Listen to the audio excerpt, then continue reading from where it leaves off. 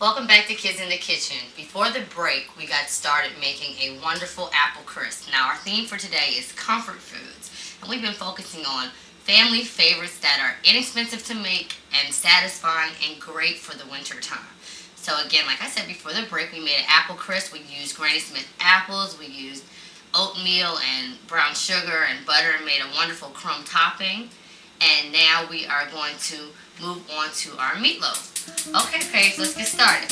So what we have here is ground turkey, and Paige is going to go ahead and put our ingredients in while I tell you a little bit about them. We've got salt and pepper.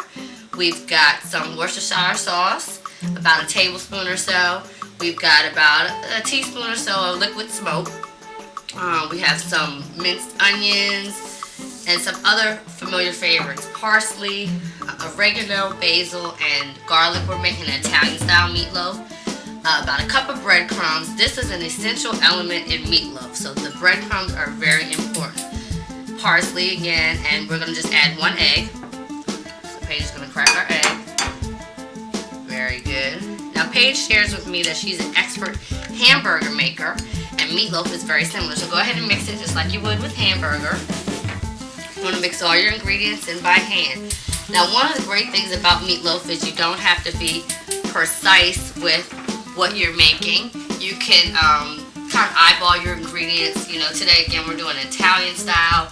Depending on what part of the country you're in, you might want to do a barbecue style. Some people really prefer kind of like a traditional steak style meatloaf, which uses a brown sauce. Okay, so just go ahead and you're doing a great job. And we're going to mix all our seasonings in.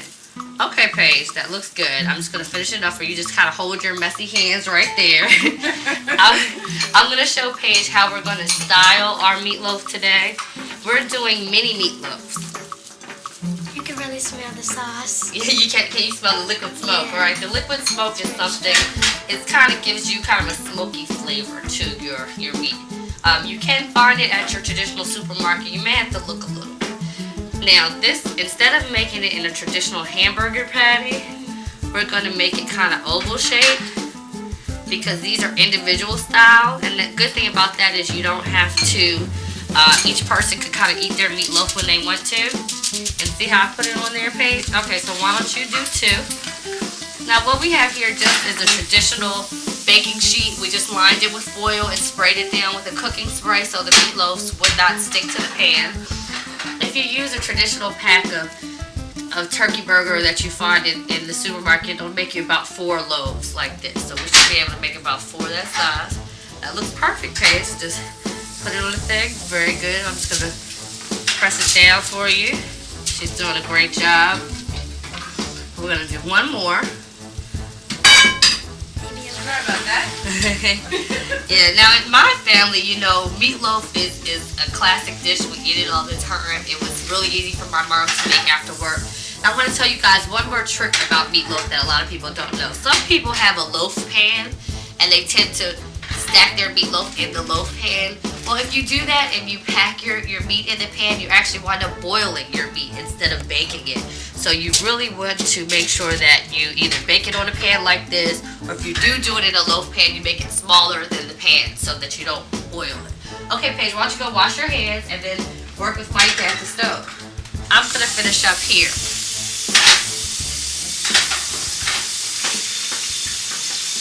Excellent. Okay. So, Paige and I are going to be doing 2 things at one time. The first thing we'll be doing is we'll be sauteing mushrooms, and you know mushrooms cook fairly quickly. And the mushrooms are going to be added to the meatloaf. We'll then layer on top of the mushrooms some sauce and some cheese. Next, we're going to saute the green beans. And we've already partially cooked the green beans and put them in a cold water bath to stop the cooking process and to cool them down. Go ahead and grab them. And if you want to pour them all in the pan, that'll be good. Now the pan is hot, but when you're sauteing, you want your pan to be hot, okay? You don't want there to be like a low heat. So Paige is going to focus on the string beans, and I'm going to focus on the mushrooms. Feel comfortable? Okay. So we're sauteing our string beans in butter, and once Paige gets used to her sauteing, she's going to well, I'll help her by sprinkling in some shallots. We're using shallots. They're in the onion family. They're a little bit smaller than onions. We've chopped them up fine, not quite to a mince. And they're going to add some additional flavor to our string beans. You don't have to use a lot. You can kind of eyeball it. Does that look good to you? Do you want more? That looks good? Okay. So, one of the reasons why we put the string beans into the water bath is that we want them to look brilliant and green like they look right now. We're sauteing them in butter, so they'll have that nice butter flavor, and with the shallots, they'll take on the onion flavor. So have you ever sauteed anything before? No. They smell really good. Yeah, they do. I think the mushrooms are done, Sheila. They're just soft. They'll continue cooking in the oven. Absolutely. Okay. Well, when you're ready to release Paige, you can come and help me with our meatloaf. Okay, well, Paige, why don't you go ahead and go back to your duties. We have Paige busy today. We told her we're going to have her running around. So what we're going to do, you stand right here, that's great, Paige. But now these are the same kind of meatloaves that we made earlier in the segment. We put them in the oven at 350 and we did it for about 25 minutes. Now your last 5 minutes you're going to spend, after you top your meatloaves, you're going to cook them for about 5 more minutes so the cheese can melt. Okay, Paige, so what we're going to do is a very simple 1, 2, 3, and I'm going to show you how to do it real quick. First you put your sauce on, because one of the classic things with meatloaf is there's a sauce of some kind. Some people use, like I said earlier, ketchup. Some people use barbecue sauce, some do brown gravy. We're doing an Italian style. Then we do our mushrooms. And today we use baby portobello mushrooms. Oh, thank you, Paige. Thank you. Yay! And then last we do our cheese. So it's just 1, 2, 3. Okay, you want to try it? Okay.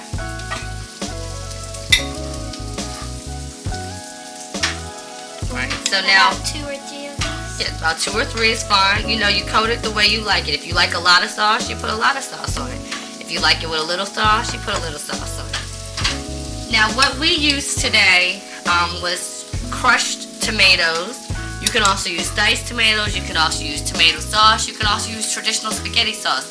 If, you know, whatever you have at home that makes it easy. One of the classic things with comfort food is that they're easy. You know, and they use some of the stuff that you already have at home. Instead of using mushrooms, you could have used peppers, scallions, again, whatever it is that you like on your meatloaf. Okay, well, we're going to do one more, and then we're going to go to break. And then we come back. When we come back, we will have put our meatloaf in the oven. We'll be working on our last dish, and we'll get to eat.